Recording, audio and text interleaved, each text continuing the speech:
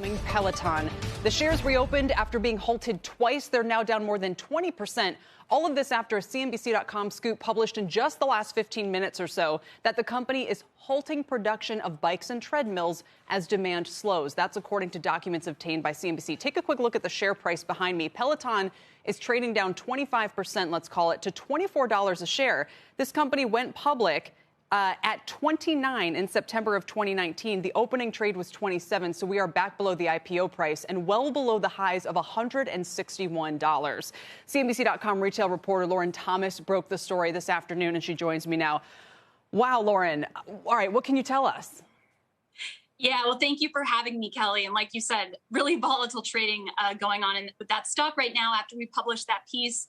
So essentially what Peloton is facing right now is it really wasn't able to determine what demand it was going to see coming out of the pandemic, right? It saw so much demand pulled forward last year, sales up triple digits year over year. And now that's really waning and essentially falling off a cliff, right? And what I was able to see in these documents that I did obtain was, Peloton is continuing to reduce its forecast for demand. And it's in a position now where it has so much inventory on hand, so much supply, but the demand from consumers just isn't there. So like you said, the news here really is that Peloton is temporarily pausing production of its Bike Plus, as well as its tread product for a period of time to try to reset those inventory levels. Again, this is really a continuation of some news that is broken out over the weekend. We reported earlier this week that Peloton is now working with McKinsey to look for ways to cut costs that is likely going to entail layoffs as well as store closures. And Lauren, what do you make of the news that just before this, they raised the price, or they kind of added the delivery and setup charge into the price of the bike instead of making it, part of the deal? Absolutely. No, it's a bit of a 180, honestly, because if you recall, last year, Peloton actually lowered the price of its bike, right? And at the time, that was really a pitch to make it a more affordable option for consumers. I think the hope was that it would increase that total addressable market for Peloton to where it could increased demand. But from what I've seen, again, from these internal documents, is that hasn't really gone as planned, one.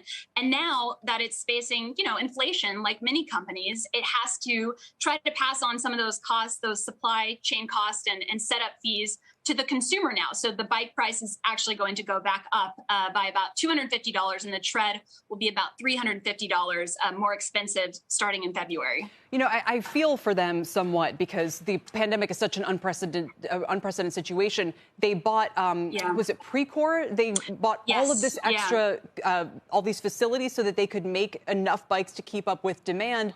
Now that seems to very quickly have reversed. Should they have just stuck with the bike? Because as I read your story, there's so many other products they're trying to launch. They have a strength project. They say there's been low email capture for that in the early days. We know the tread had its issues, a tragic death of a young child. So I'm just curious if they kind of did too much with the moment that they had.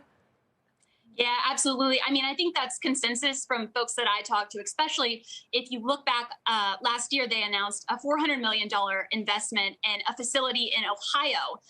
They just recently broke ground on that. It's not yet expected to be up and running until 2023. Now, the goal of that project was, again, to increase, manufacturing capacity. But now we're at a point, do they really need that capacity, right? So they have made these investments. They acquired Precor. But at this point, as demand is kind of settling out to maybe a more normal level, it's unclear if they will really need that capacity moving forward. And you mentioned the Guide, which is a strength product. It had been expected to go on sale last year. That's what I see in these documents, but it's actually been pushed out now to as late as April. Peloton is saying that it hasn't quite seen the interest from consumers online that it was expecting when it made a media splash with that product recently. Incredible. Again, the shares are down at 24, which is probably an all-time low if they opened for trade a couple of years ago on their IPO at 27. So a huge sort of 360 for them, we can call it, over the past few years. Lauren, thank you for your reporting. Thanks for being able to join us so quickly. We really appreciate it.